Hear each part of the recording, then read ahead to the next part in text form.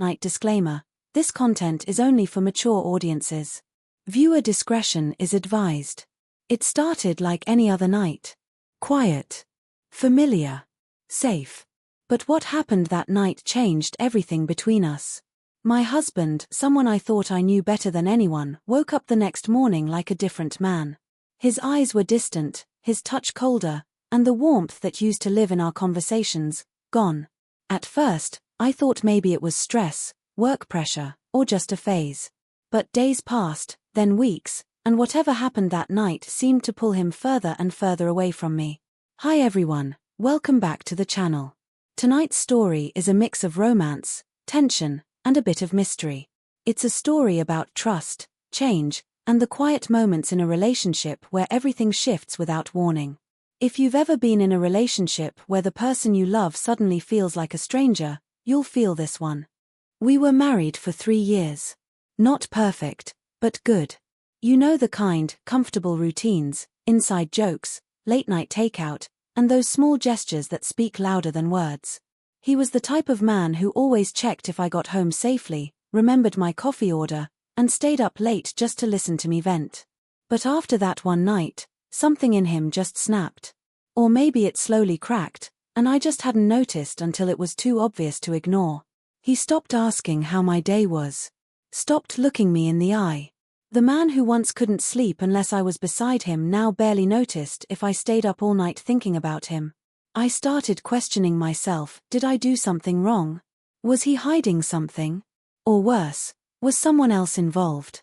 And that's when I started digging. Not in an obvious way, just watching him closer, noticing his habits, the way he checked his phone, the strange calls he started getting late at night. And then there was the one message I wasn't supposed to see. But before I tell you what it said, I want to ask you something. Have you ever seen a sudden change in someone you love? Something so small at first, but impossible to ignore once you notice it. Drop your experiences in the comments, I really want to hear your thoughts. Also, vote in the poll above. Do you think sudden changes in behavior are usually about something deeper, or are they just temporary phases? This story is just getting started. What really happened that night? Why did he change so drastically? And what was he hiding? Stay with me till the end, and if you're new here, hit that subscribe button so you don't miss part 2. Trust me, what comes next will leave you questioning everything you thought you knew about love and loyalty. Let's dive in. It all started a few weeks before that night. Looking back, there were small signs, but I ignored them. You know how sometimes you're too close to someone to notice they're drifting? That was me. Too in love. Too comfortable. Too sure he was still the same man I married. He started coming home late. At first, he had reasons: work meetings, deadlines, friends needing favors. And I believed him. Why wouldn't I? He had never given me a reason not to trust him. But then those reasons started to sound copied, rehearsed. Like he'd told the same excuse too many times. His smile didn't quite reach his eyes anymore. His hugs felt shorter. And when I brought it up casually, not accusing, just curious, he brushed it off like I was overthinking. But here's the thing: you can't unsee things once you start paying attention. One night, I found his phone on the kitchen counter. He never used to hide his phone. But recently, he'd started keeping it on silent and face down. That night, he was in the shower, and something in me just moved. I picked it up. I wasn't even sure what I was looking for. Just needed to feel less crazy, I guess. But that one message, it was short, vague, but enough to punch a hole through my chest. It said, "Same time tomorrow." No name. Just that. But I knew it wasn't from work. It wasn't from a friend. And the way he deleted the message right after replying, "Yeah, I checked his deleted messages too," told me he didn't want me to see it. That's when the questions started spinning in my head, non-stop.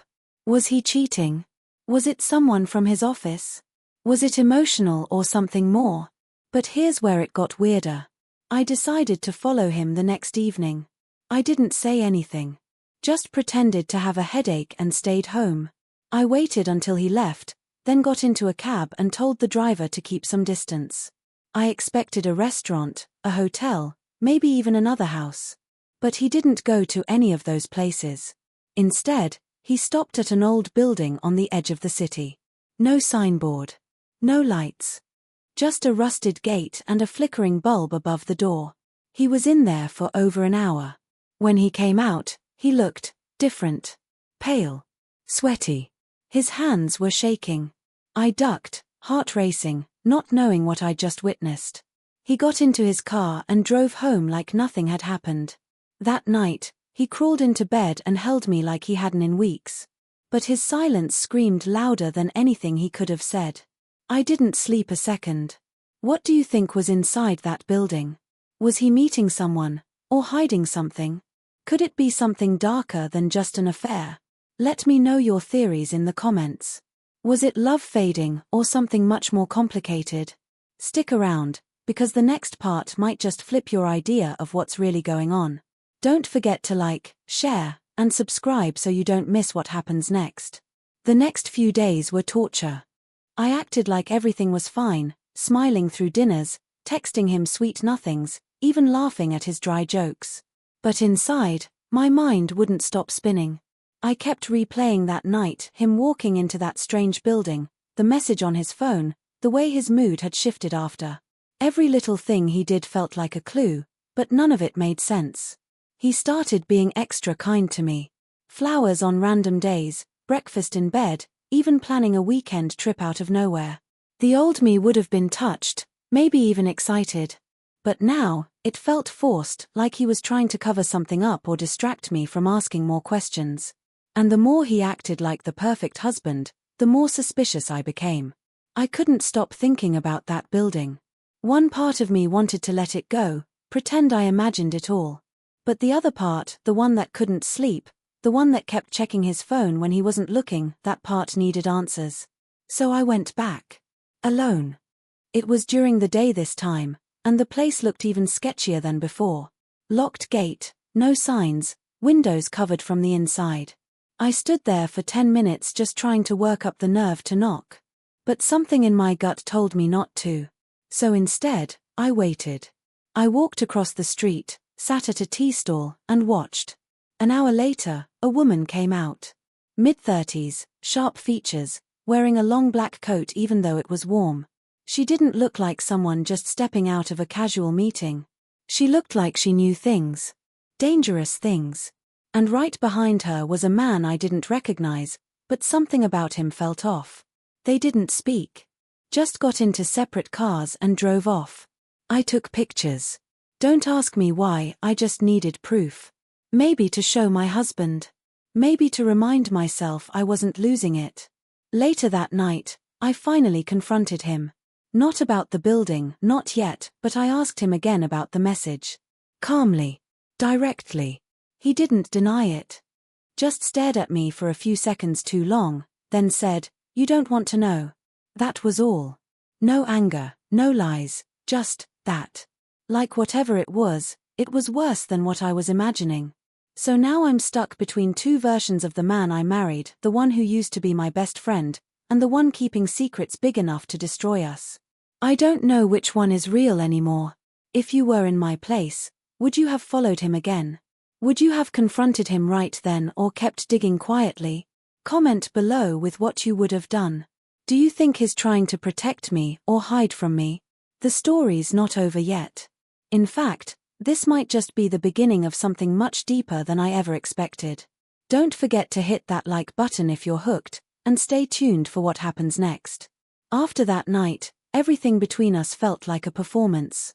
We were still eating meals together, sharing space, even smiling in front of friends, but there was an invisible wall now. I could feel it every time he looked at me and quickly looked away. Like he wanted to say something, but couldn't. Or wouldn't. And honestly, I was tired of pretending too. The more I tried to act normal, the heavier it got. The truth was hanging between us, thick and quiet. I started noticing other things. He had a bruise on his wrist one morning. When I asked, he said he hit the gym too hard. But he hadn't gone to the gym in weeks. Then I found a strange key in the drawer next to his side of the bed. It wasn't for our house, not for his office either. I checked. When I asked about it casually, He froze for half a second and then said it was for an old locker he never used anymore.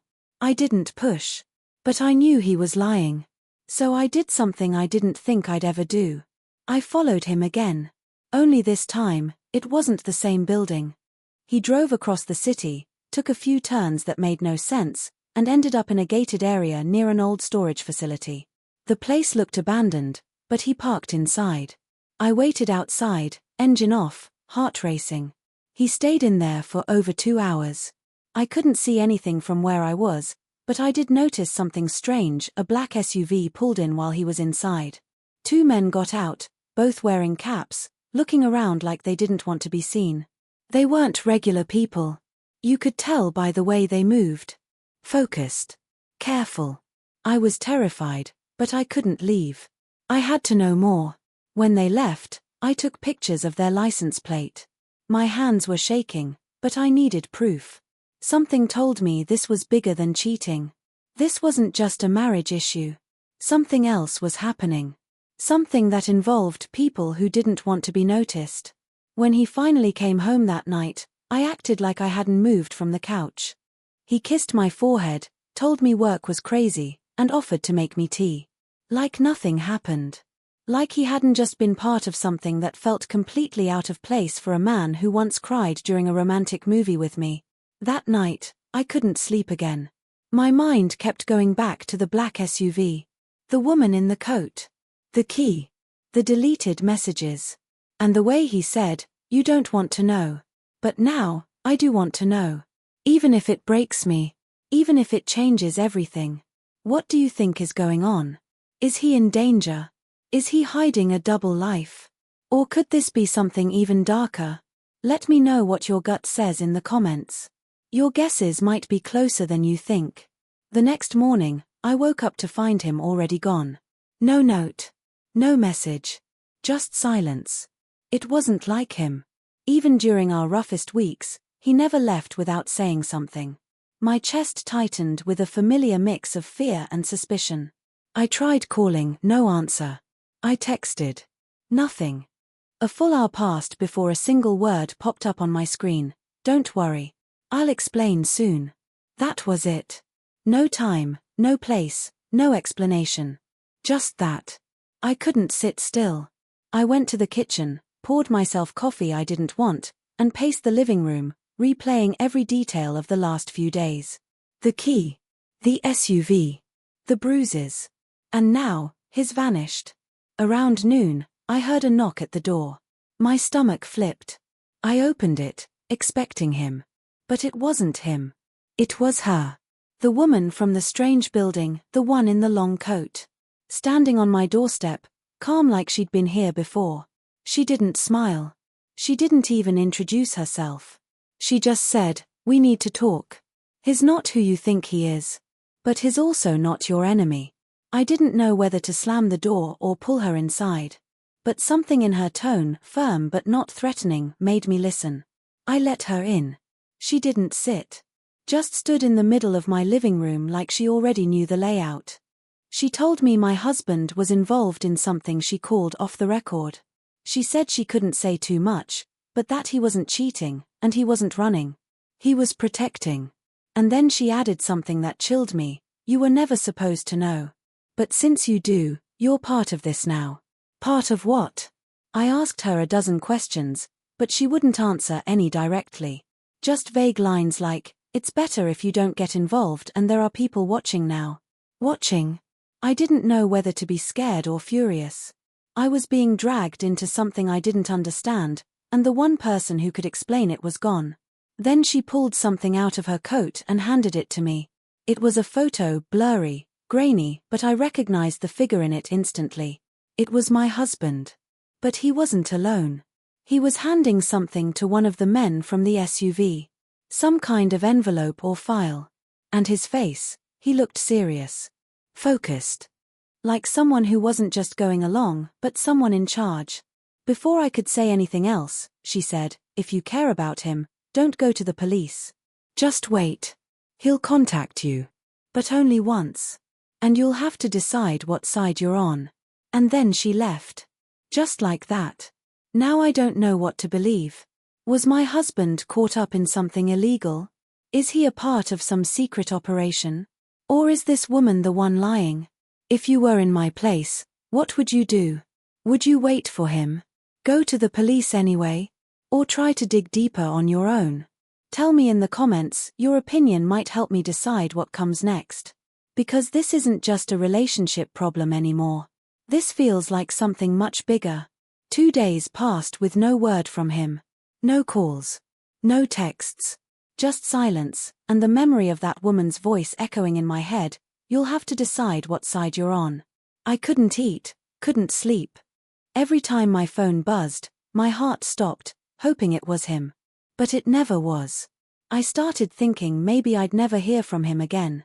Maybe he was gone for good. Maybe I'd been left with more questions than closure. Then, late at night, just after 1 a.m., my phone rang. It was a blocked number. I answered without hesitation. It was him. He told me to pack a small bag and come to the rooftop of a building downtown. Said he only had 10 minutes. No explanations. No time for questions. Just trust me. I didn't know what I was walking into. But I went. The city felt quieter than usual that night, like it was holding its breath. I reached the rooftop. And there he was standing near the edge, back turned, wearing the same jacket from the photo the woman gave me. When he turned around, he looked different. Not scared, not guilty, but tired. Like someone carrying too much for too long. Before I could speak, he said, "I'm sorry. I never wanted you involved. I thought I could protect you by keeping you out of it." He explained everything in pieces. That he had been working off the record with a group tied to a government task force. That he was recruited years ago because of a skill set he'd never talked about. That the building I followed him to wasn't just a shady place, it was a safe house. The files he handed off weren't about money or cheating, but people, names of those involved in something darker, something that could hurt a lot of innocent lives. And then he said the part that broke me and healed me at the same time. The reason I changed after that night. I had to make a choice. One that meant cutting off everything I cared about, including you. But I couldn't. I thought pushing you away would keep you safe. But you kept digging. And now, they know. That's when I realized we weren't alone. A red dot appeared on the wall next to him. Then another. Snipers. He held up his hands and said calmly, "They gave me a way out. But it means disappearing, forever. No more contact. Not with you, not with anyone." I stood frozen. My voice cracked when I asked, "Is this goodbye?" He looked at me one last time and said, "Not if you come with me." And here's the twist. I didn't go. I couldn't. I watched him walk to the edge of the rooftop, press something on a small device, and disappear into the night as a black chopper rose quietly and carried him away. I never saw him again. Or so I thought. Until yesterday, when I got a small envelope in the mail. No return address. Inside was a photo. Me. Standing on our old balcony. Taken just last week. He's still watching. So now I ask you, did I make the right choice? Let me know in the comments. Would you have left everything behind for love? Or is some truth better left unknown? I stared at the photo in my hands for what felt like hours. There was no message. No signature. Just the image, me, unaware, caught in a moment that meant he was still out there. Still watching. Still protecting me from somewhere in the shadows. A strange calm washed over me. Not peace exactly, but acceptance. The kind that comes when you realize some stories don't get tied up in neat little bows. Some stories just shift.